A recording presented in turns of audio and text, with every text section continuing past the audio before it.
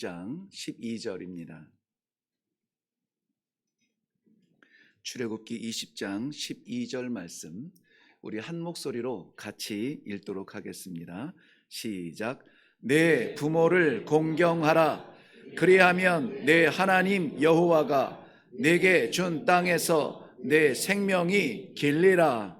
아멘. 한 곳 더 봅니다. 신명기 5장 16절 말씀입니다.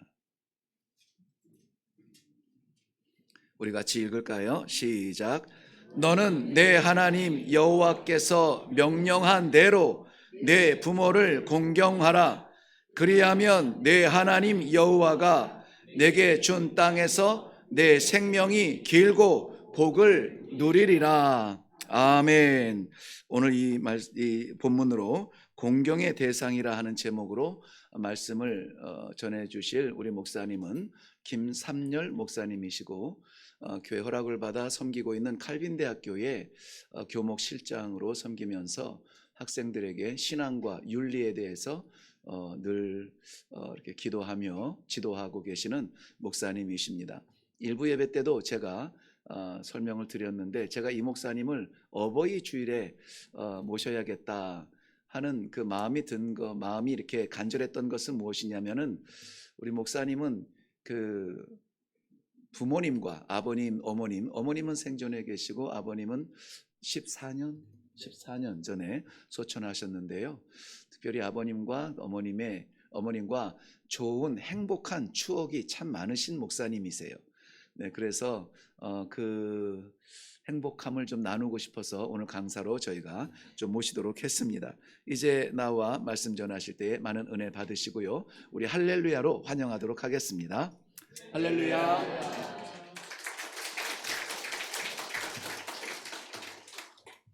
오늘 어버이 주일을 맞이해서 이 자리에 참석한 우리 이레교회 성도님들 특별히 어버이들을 주의 이름으로 축복합니다. 또 아직 어버이가 되시지 않은 미래의 어버이들을 축복하고 또 아직 결혼하지 않은 우리 미혼자들은 좋은 배우자를 하나님이 허락하셔서 앞으로 또 훌륭한 어버이가 되시기를 주의 이름으로 축원합니다. 그럼 다 됐죠? 아까 제가 찬양하면서 느꼈는데 그 어머니의 넓은 사랑 귀하고도 귀하다. 아침 저녁 읽으시던 어머니의 성경책 내가 올 때 어머니는 주께 기도드리고 또 그 다른 찬송가에도 혹시 우리가 잘 즐겨 부르는 나의 사랑하는 책 비록 헤어졌으나 어머니의 무릎 위에 앉아서 그 찬송가를 부를 때 혹시 느끼시는 거 없으세요? 우리 아버지들? 버이주의를 맞이해서 특별히 이 자리에 우리 함께한 모든 참 하나님을 경외하고 하나님을 믿고 특별히 신앙을 유산으로 남겨주는 모든 아버지들을 주의 이름으로 축원합니다. 그래서 저는 지난번에 제가 협동 목사로 섬기고 있는 칼빈 교회에서 나의 사랑하는 책을 부를 때 어머니를 아버지로 좀 삽입해서 한번 이렇게 부른 적이 있습니다. 오늘 그 본문의 말씀은 십계명에 수록된 제5계명입니다. 그 십계명이 1계명에서 4계명까지는 하나님에 대한 계명, 그 다음에 5계명에서 10계명은 이웃에 대한 계명인데 그 이웃에 대한 계명의 첫 계명으로 5계명을 주셨습니다. 그러니까 1계명에서 4계명을 주신 다음에 하나님께서 5계명을 주시면서 1계명, 4계명과 나머지 6계명, 10계명을 연결하는 그 연결고리로 5계명을 주셨습니다. 그러니까 부모의 위치가 어떠한 위치이고 부모가 어떤 존재임을 하나님과 그리고 인간의 사이 하나님을 대신해서 이 땅에 존재하는 부모님인 것을 가르쳐 줍니다.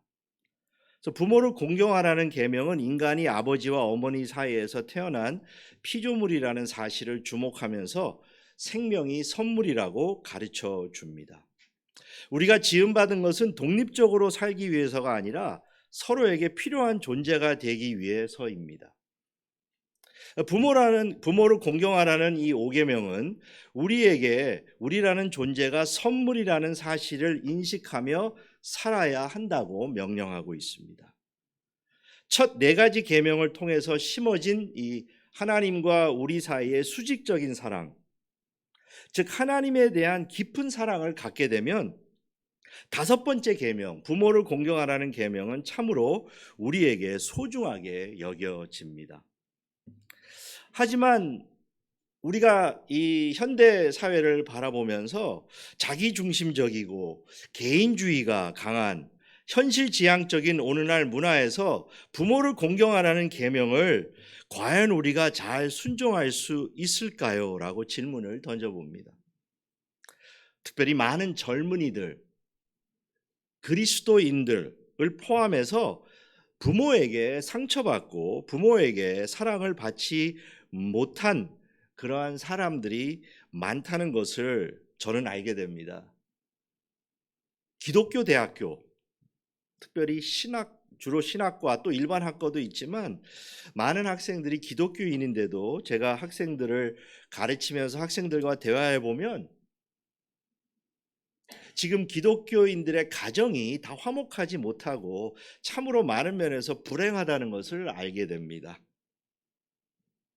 소위 이제 제가 1961년생인데 아까 연도 생년을 말씀하시니까 저도 아직 80이 안 됐습니다. 저는 1961년생인데 이제 저희 세대를 베이비 부모 세대라고 하죠. 그래서 굉장히 많은 그때는 굉장히 출생률이 지금보다 훨씬 높았습니다.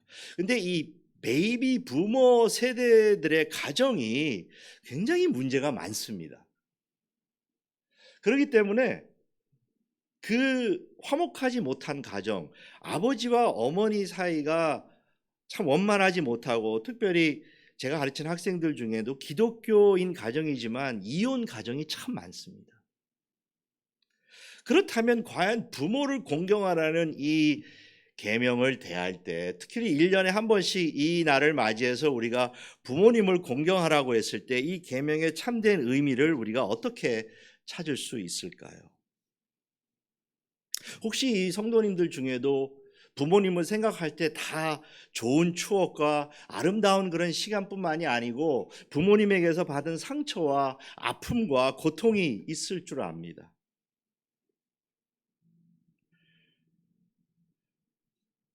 그런데 이러한 상황 속에서 우리가 하나님의 자녀로서 부모를 어떻게 공경할 수 있을까? 오늘 이 계명을 저는 2가지로 여러분들과 함께 그 의미를 살펴보고자 합니다. 첫째로 부모를 공경하라는 의미는 부모의 위치를 올바로 파악하고 무게를 두는 것에 있습니다. 이 공경이라는 단어의 원래 의미는 무게를 두는 것에 있습니다. 중히 무겁게 여기라라는 말입니다. 그러니까 부모님을 공경한다는 것은 부모님의 무게를 올바로 아는 것입니다. 가장 이 땅에서 나의 위에 계시는 무거운 분들이 부모입니다.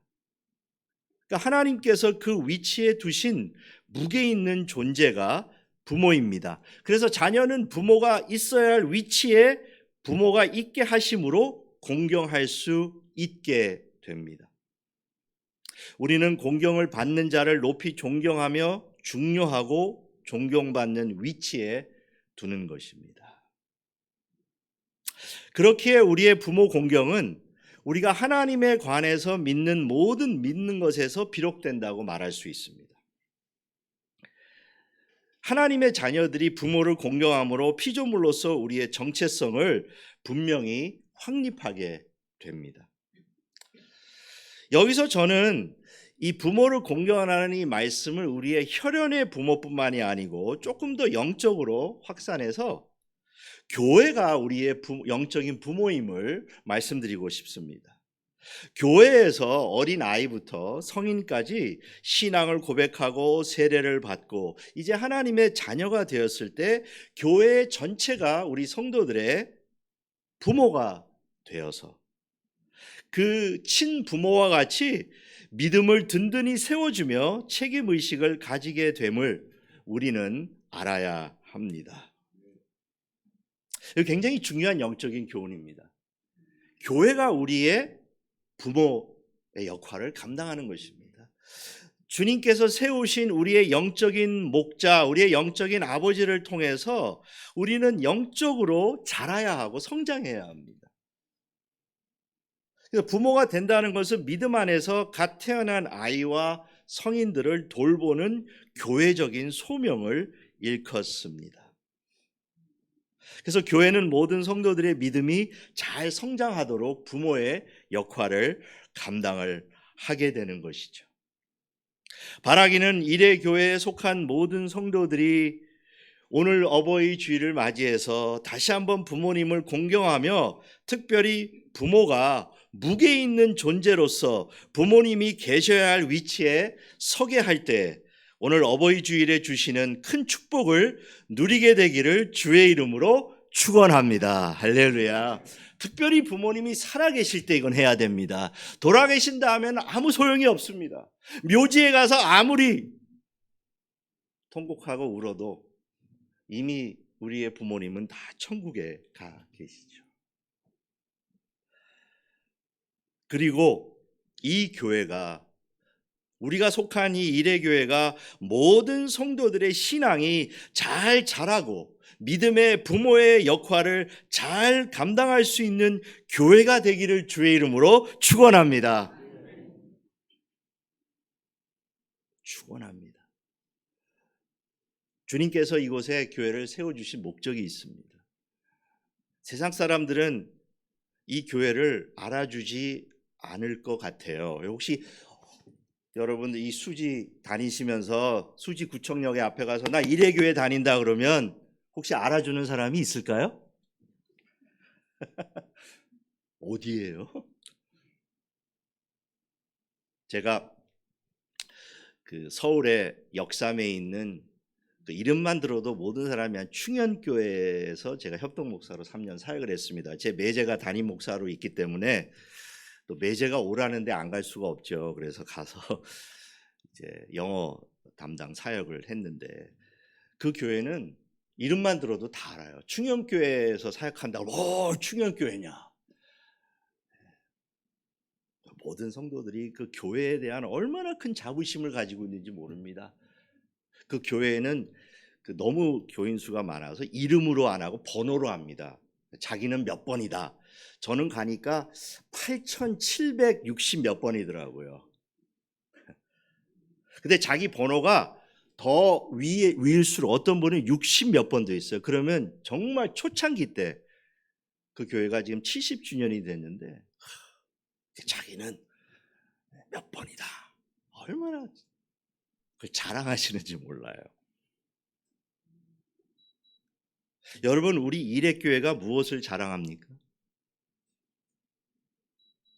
사람들이 알아주지 않는, 세상적인 기준에서 볼 때는 사실 큰 내세울 게 없다고 하지만, 그러나 하나님이 보실 때 이 교회가 부모의 역할을 감당하며 이 교회를 오는 모든 성도들은 하나님의 말씀으로 인해 말씀의 은혜를 받고 말씀을 순종하며 말씀을 깨닫고 이 교회에 나올 때마다 나는 오늘 하나님의 음성을 듣고자 하는 간절한 열망으로 이 교회에 나올 때 하나님께서 가장 귀한 교회로 세워주실 줄 믿습니다. 할렐루야.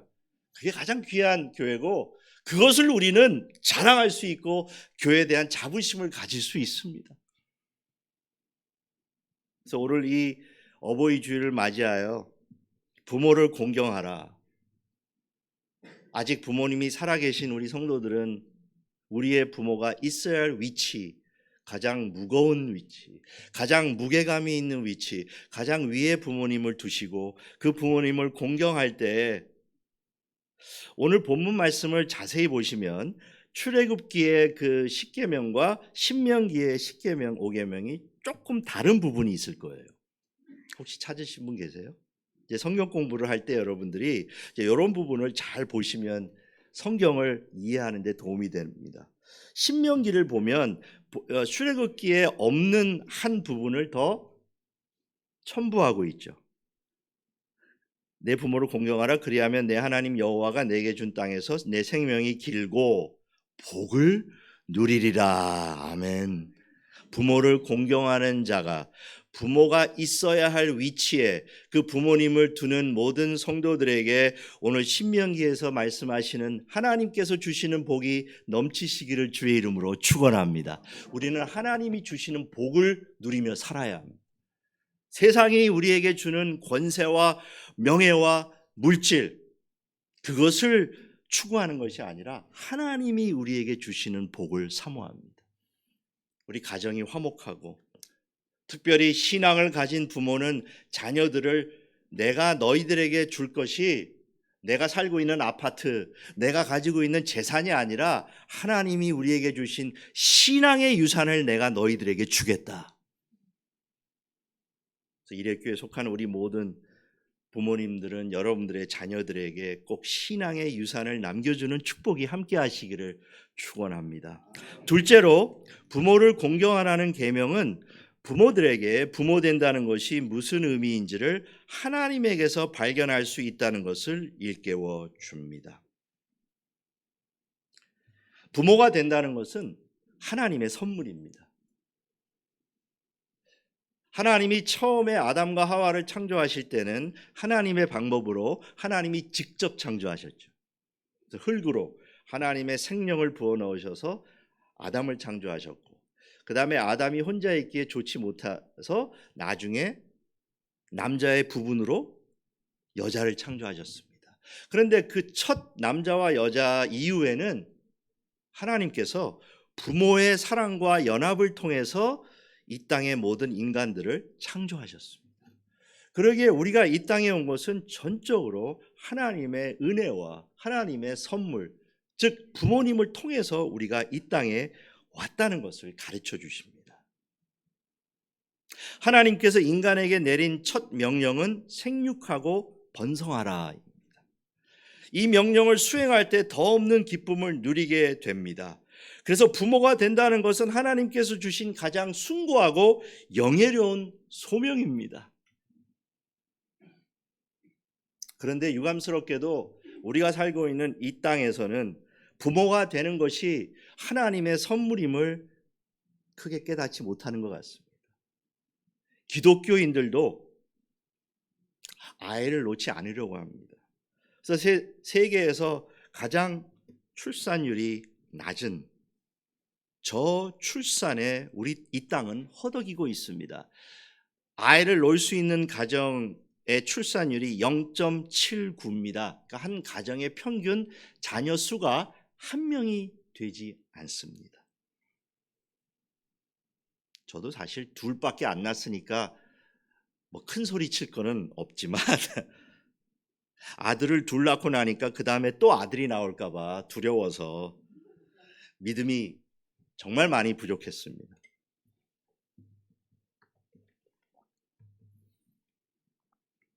그런데 오늘 이 어버이 주일을 맞이해서 부모가 된다는 것이 무슨 의미인지를 올바로 깨달을 때 우리 젊은이들이 세상의 기준으로 교육비가 얼마 들어가고 이 땅에서 아이를 키우는 게 얼마나 힘들고 얼마나 어렵다라는 거기에 세상의 풍조에 휩쓸리지 않고 하나님이 선물로 주시는 가장 귀한 기업인 자녀들을 많이 출산해서 하나님이 주시는 이 선물, 축복을 충풍성이 누릴 수 있게 되기를 축원합니다. 특별히 우리 일회교회 이런 축복이 함께하기를 기원합니다. 네, 여러분들이 전도를 못하면 생물학적으로라도 많이 아이를 낳아서 교회를 부흥시켜야 합니다. 그래서 하나님을 믿는 자들은 이 하나님의 창조 활동에 참여하게 되는 것이죠. 하나님께서 세상을 보존하시며 창조 행위가 지속되게 함으로써 부모와 자녀의 관계를 우리가 성립하게 됩니다. 하나님께서는 자녀를 통해 참으로 많은 기쁨과 즐거움을 주시죠. 우리 일회교회 성도님들은 자녀들을 통해 어떤 즐거움과 기쁨을 누리고 계세요? 아이고, 목사님은 우리 자식들을 몰라서 그러세요.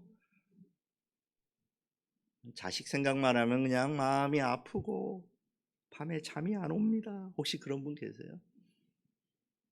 제가 일하고 있는 우리 학교에 제가 직원분에게 한번 물어봤어요. 이렇게 얘기하다 보니까 그분도 아들만 있대요. 아들만 있는 사람 목매달이거든요. 정말 힘들어요. 그래서 그분에게 제가 혹시 자녀가 어떤 의미이세요? 물어보니까 목사님 십자가입니다. 딱 그러더라고요. 그래서 제가 그랬죠. 영광스러운 십자가죠. 비록 자녀를 양육하는 것이 정말 힘들고 고통스럽습니다. 특히 이 땅이 그런 것 같아요. 이 교육의 그 시스템. 하지만 더 중요한 사실은 하나님께서는 우리들에게 자녀를 주셔서 더욱더 하나님께 더욱 가까이 나아가게 하신다는 것입니다. 우리는 너무 그 자녀만 봐요. 자녀, 왜 우리 자녀는 왜 김 집사님 자녀처럼 그러지 않을까? 자꾸 자녀들을 비교합니다.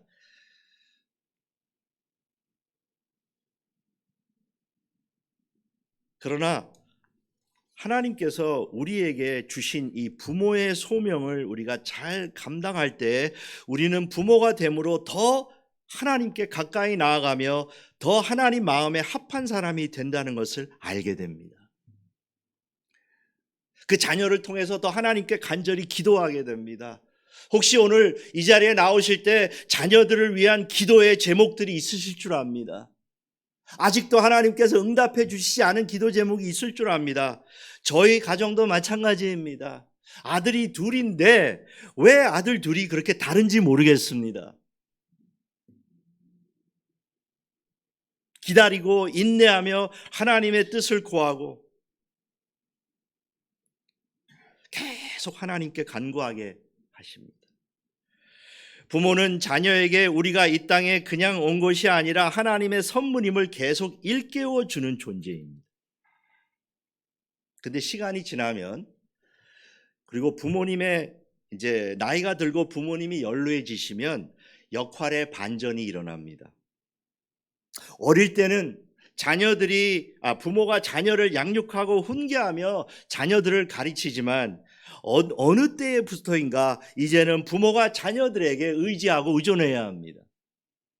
저희 어머님이 그러시더라고요. 저희 어머님 아직 생존해 계시는데 89세세요. 삼녀라,